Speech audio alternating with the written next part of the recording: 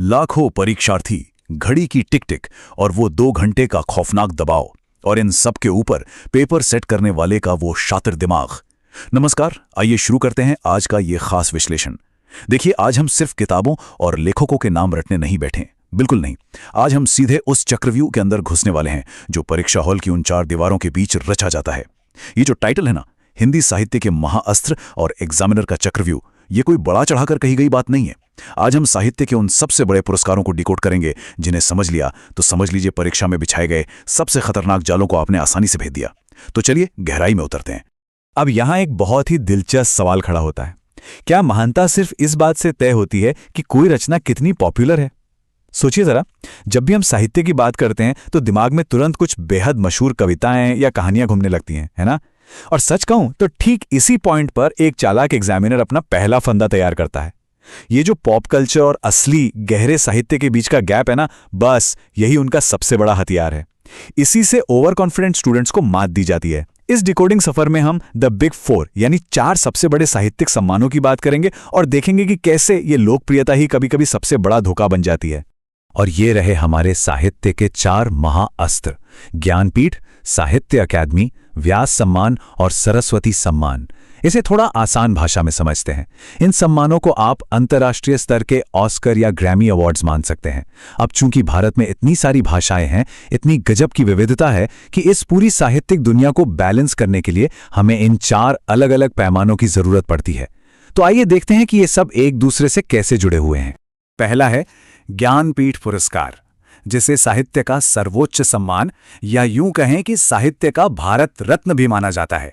इसके ऐतिहासिक क्रम को समझना बहुत जरूरी है। देखिए, 1968 में सुमित्रानंदन पंत जी को चिदंबरा के लिए पहला हिंदी ज्ञानपीठ मिला।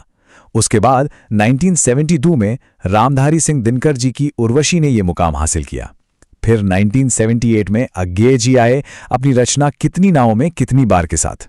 और फिर आया 1982 का वो ऐतिहासिक पल जब महादेवी वर्मा जी को यामा के लिए यह सम्मान मिला और वो इसे जीतने वाली पहली महिला बने। लेकिन एग्जाम के उस भयंकर स्ट्रेस में ये सारा सीक्वेंस याद रखना किसी बुरे सपने से कम नहीं होता, सच में। और बस इसी स्ट्रेस को उड़ाने के लिए काम आती है हमारी ये ब्रह्मास्त्र ट्रिक। ध्यान से सुनिएगा।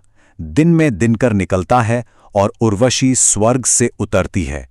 जब परीक्षा हॉल में कॉर्टिसोल का लेवल बढ़ता है और दिमाग बिल्कुल ब्लैंक होने लगता है, तब ये साइकोलॉजिकल ट्रिक्स ही बचाती हैं। फंडा बड़ा सिंपल है। दिनकर यानी सूरज जो दिन से जुड़ता है, और उर्वशी एक अप्सरा है जो स्वर्ग से। सुनने में थोड़ा मजाकिया लग सकता है, लेकिन मान के चलिए ये एक अचूक सर्वाइवल ट्रिक है जो दिमाग में हमेशा के लिए छप जाती है। थोड़ा वर्तमान पर भी नजर डाल लेते हैं। 2024 और 2025 के एकदम लेटेस्ट आंकड़े। 2024 का 59वां ज्ञानपीठ विनोद कुमार शुक्ल जी को हिंदी साहित्य के लिए मिला है। अब ये इतना हाईलाइट क्यों हो रहा है? क्योंकि एक बहुत लंबे गैप के बाद किसी हिंदी लेखक ने यह सर्वोच्च सम्मान जीता है। और जब भी हिंदी को वापस अपना ताज मिलता है ना, तो वो पेपर का सबसे हॉट टॉपिक बन जाता है। इसके साथ ही 2025 का पुरस्कार तमिल साहित्य के लिए आर वैरामुथु को दिया गया है। करंट अफेयर्स पर ऐसी पकड़ होना एक सॉलिड तैयारी की निशानी है। चलिए अब बढ़ते हैं अपने दूसरे पड़ाव की ओर, साहित्य अकादमी का चक्रव्यूह। ये पूरे 24 भाषाओं का मैदान है और सच कहूं तो कमीशन का सबसे फेवरेट जाल। शुरुआत करते हैं एक बहुत ही सिंपल लेकिन असरदार ट्रिक से। 1955 में पहला हिंदी साहित्य अकादमी माखनलाल चतुर्वेदी जी को हिम तरंगिणी के लिए मिला। अब इसे याद कैसे रखें? बहुत आसान है। माखन और हिम दोनों ठंडे होते हैं। हिम यानी बर्फ, और दोनों की ही तासीर ठंडी है। बस एक बार ये कनेक्शन दिमाग में बैठ गया तो ये फैक्ट जिंदगी में कभी नहीं भूलेगा। लेकिन सावधान, यहीं पर कमीशन अपना पहला बड़ा फंदा फेंकता है। जैसे ही हरिवंश राय बच्चन जी का नाम सामने आता है, दिमाग में तुरंत मधुशाला गूंजने लगती है ना? लेकिन जरा रुकिए। बच्चन जी को साहित्य अकादमी उनकी बहुत ही फिलोसॉफिकल रचना 2 चट्टाने के लिए मिला था, ना कि उस सुपर पॉपुलर मधुशाला के लिए। एग्जामिनर ऑप्शंस में मधुशाला पक्का देगा, और जो भी उस पॉपुलैरिटी के जाल में फंसा, समझो उसके नंबर गए। यहां एक और डबल ट्रैप मौजूद है। रामधारी सिंह दिनकर जी।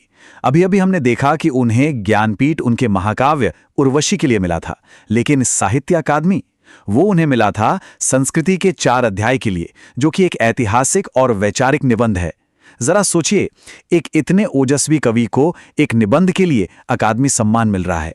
अगर ये क्लियर नहीं है कि कौन सा अवार्ड किस रचना के लिए है, तो एग्जाम में खेल वहीं खत्म है। कुछ सवाल तो ऐसे होते हैं जो कभी पुराने नहीं होते। इन एवरग्रीन सवालों को देखिए। 1973 में हजारी प्रसाद द्विवेदी जी को आलोक पर्व के लिए सम्मान मिला। इसकी ट्रिक कितनी खूबसूरत है। हजारों दीपकों का आलोक एक पर्व के समान है। बस इस सीन को इमेजिन कर लीजिए। और 1980 का जिंदगी नामा इतनी बार क्यों पूछा जाता है?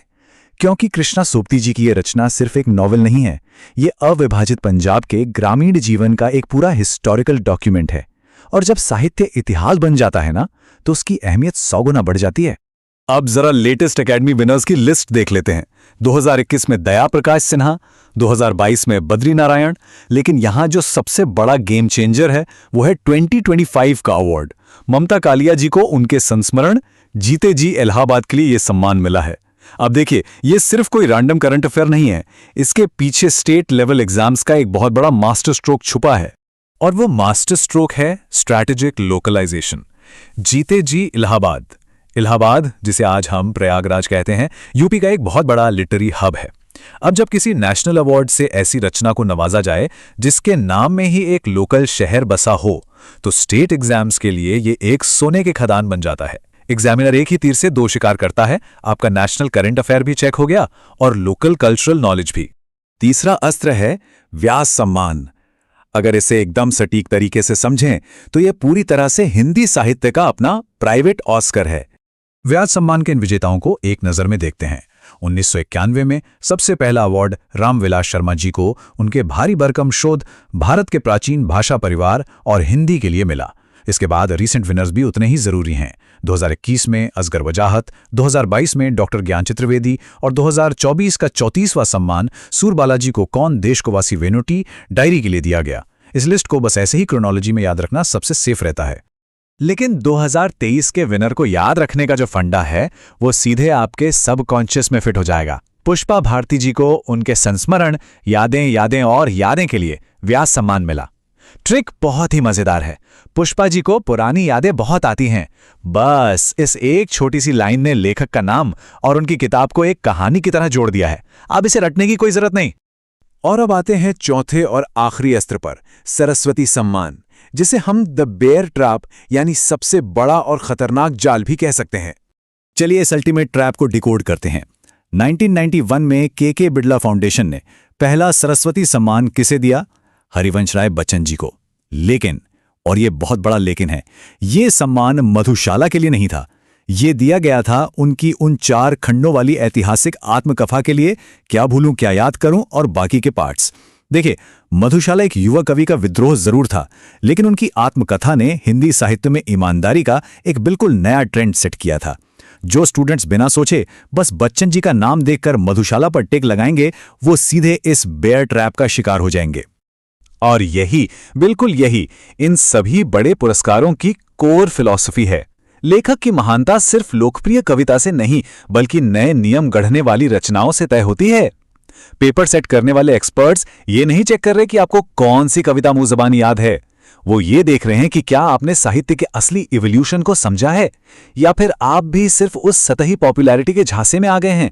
तो इस पूरे विश्लेषण के बाद ये आखिरी सवाल वहीं आकर खड़ा होता है, क्या अब भी उस एग्जामिनर के बुने हुए जाल में फंसा जाएगा, या फिर इस चक्रव्यूह को तोड़ने का ब्रह्मास्त्र अब मिल चुका है?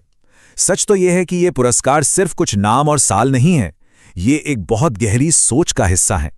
और एक बार आपने इस सोच को डिकोड कर लिया तो कोई भी पेपर मुश्किल नहीं रह जाता।